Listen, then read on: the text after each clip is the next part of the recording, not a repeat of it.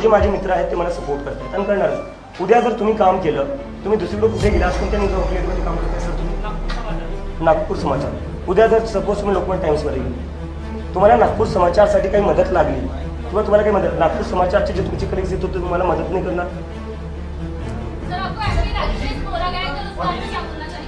देखो बात मेरी नहीं, बात स्टूडेंट्स की है. मुझे एजुकेशन बोला गया ठीक है. 17 साल का विद्यार्थी है जिसने CBSE का स्कैम एक्सपोज किया, उसको एंटी नेशनल बोला गया. किरण रिजिजू जो हमारे यूनियन मिनिस्टर है, उन्होंने कहा कि कॉकरोच जनता पार्टी को जितने लोग फॉलो करते हैं वो सारे एंटी नेशनल हैं.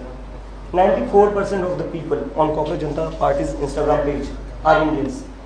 तो मैं एंटी नेशनल हो गया, 17 साल का CBSE का स्टूडेंट वेदांत एंटी नेशनल हो गया, जो मीडिया सरकार से सवाल पूछती है वो एंटी नेशनल हो गई, इस देश का अपोजिशन एंटी नेशनल हो गया. तो इंडियन है कौन? बीजेपी और उनके IT सेल वाले, बस ये दोनों इंडियन और हम सब एंटी नेशनल. सर फंडिंग की बात की जाती है, कहा जा रहा है कि आपको फंडिंग कर रही है, CJP को फंडिंग कहाँ से आ रही है, क्या बोलना चाहिए? कहाँ पर किस चीज़ के लिए फंडिंग मिल रही है? आपने हमारे स्टेज देखे, 200 रुपये के बैनर लग रहे हैं, हमारे यहाँ चेयर्स तक नहीं लगा पा रहे हम. तो फंडिंग किस चीज़ के लिए?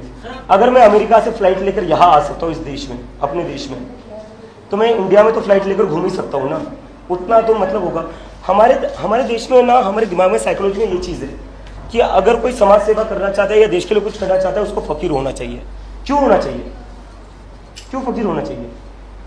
जो लोग अच्छा कमाते, अच्छे घर से आते, वो खुद के पैसे से कुछ कर नहीं सकते. कब तक हम इस मेंटालिटी में रहेंगे कि देश बदलना है तो आपको सब कुछ त्यागना ही पड़ेगा? अरे I come from a good family, मैं यूएसए में पढ़कर आया हूँ. I am well position enough to buy my own tickets and I will do that. Jaipur में आपका जो हमला हुआ है, आप सुबह आपने कहा कि आरएसएस के लोगों ने आप पर हमला किया, ये कैसे प्रमाणित हुआ कि आरएसएस के लोग थे जिससे आपने हमला किया? सर उनकी सोशल मीडिया प्रोफाइल खोलकर देखिए आप, उन्होंने लिखा है, वो जो उनका आरएसएस का यूनिफॉर्म होता है और जो लाठी होती है उसके साथ फोटो डाली हुई है. सोशल मीडियावर आरएसएसचा फोटो म्हणून ते प्रमाणित होतं का की ते संघ स्वयंसेवकांनी हल्ला केला म्हणून? काय दुसरं काही प्रमाण पोलीस रिपोर्टमध्ये असं काही आलंय का? ज्यांनी माझ्यावर हल्ला केला त्याचा हल्ला करतानाचा फोटो आहे आणि त्याच्या फेसबुक प्रोफाईलवर तो आरएसएसच्या युनिफॉर्ममध्ये आहे. अजून कोणते एव्हिडन्स पाहिजे आपल्याला?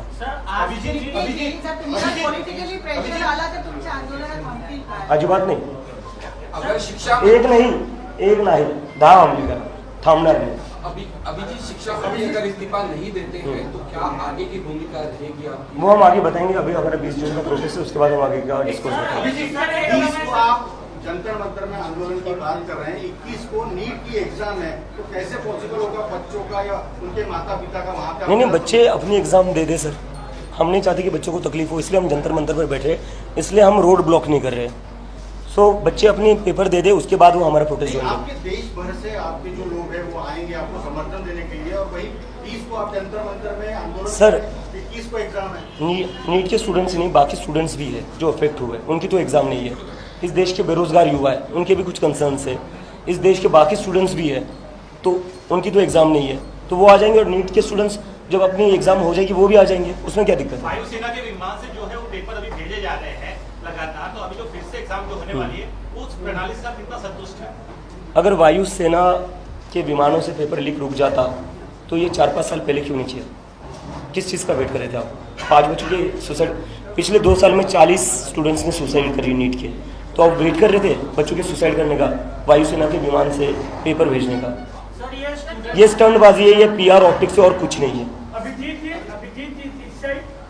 आप आम आदमी पार्टी में थे, उनका काम देखते थे, फिर 2 साल के स्टडी के लिए चले गए, तो क्या आपको लग रहा है कि आम आदमी पार्टी युवाओं के प्रॉब्लम को सॉल्व नहीं कर पाएगी?